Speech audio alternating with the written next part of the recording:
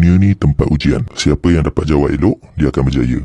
Yang tak jawab, dia akan gagal.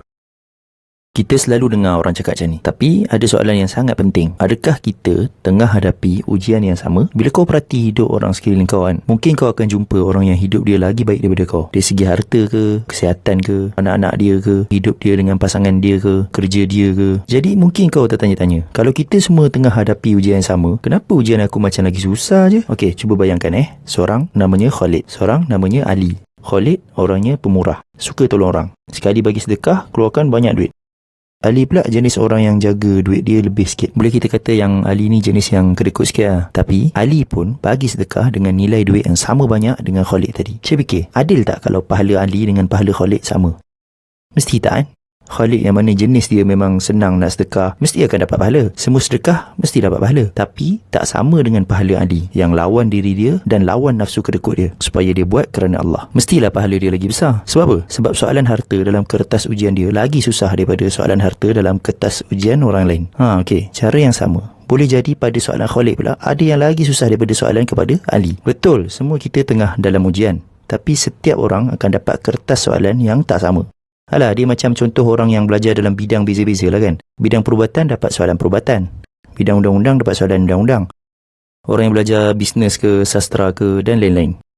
Walaupun soalan setiap orang tak sama, tapi kalau kita cek, sebenarnya semua kertas mesti akan ada 3 tahap soalan. Soalan senang, macam soalan harta kepada Ali tadi contohnya. Walaupun soalan tu senang, tapi dia tetap dapat markah. Dan markah tu boleh jadi menyebabkan kau berjaya dalam ujian kau. Ada juga soalan tengah-tengah. Soalan yang ada orang tahu jawab, ada orang yang tak tahu jawab. Macam benda yang kena kat kita hari-hari lah. Kita teragak-agak, ni betul ke pilihan kita ni ke salah ke? Dan ada juga soalan yang susah. Tadi kita cakap, yang soalan setiap orang tak sama. Ada orang soalan dia susah dalam bab kesihatan. Ada orang dalam bab harta. Ada orang dalam bab kahwin. Soalan susah ni adalah untuk dapatkan pelajar yang cemerlang. Soalan yang akan bezakan antara orang yang lulus dengan orang yang lulus dengan cemerlang. Tapi kau kena ingat, Allah tak akan tanggungkan satu jiwa tu kecuali apa yang dia mampu. Tuhan kita tak akan letakkan kita dalam satu ujian kecuali sebab dia tahu yang kita mampu buat. Kesimpulannya, Tuhan kita bagi kita semua soalan ujian yang tak sama, yang sesuai dengan kemampuan setiap orang. Dan setiap orang akan dikira sendiri-sendiri. Kita buat soalan yang tak sama, tapi keputusan akhir kita semua sama. Ada orang jawab betul, ada orang jawab salah. Ada orang jadi orang yang cemerlang,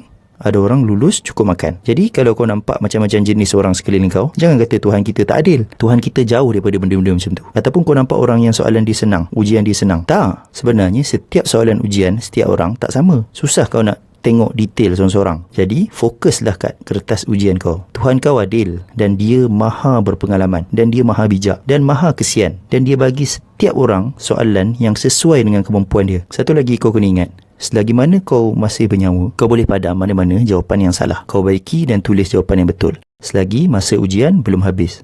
Cuba hayati hadis ni. Rasulullah SAW kata, seorang hamba yang Allah dah tetapkan dia akan duduk di satu kedudukan, tapi amalan dia tak cukup nak capai kedudukan tu, Allah akan uji dia dalam hal badan dia ke, atau harta dia ke, atau anak dia ke. Kemudian dia akan bersabar sampailah dia capai kedudukan yang Allah dah tetapkan untuk dia. Maksudnya, Tuhan kita boleh jadi dah tetapkan kau duduk satu tempat yang tinggi dalam syurga, tapi amal soleh kau tu tak cukup nak capai kedudukan tinggi tu.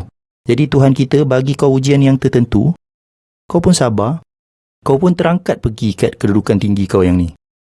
Sekarang aku nak korang beritahu aku dalam komen, apa soalan ujian kau yang kau rasa paling susah dan apa tindakan kau? Jom kita bincang-bincang dalam komen. Adalah sekali tu kan, aku tengah lepak-lepak, tiba-tiba anak aku yang 6 tahun tu datang. Dia baru lepas solat. Dia cakap, Ayah, kenapa? Doa tak jalan. Doa tak jalan? Dia ingat doa tu macam dia on kipas, tekan je terus jalan.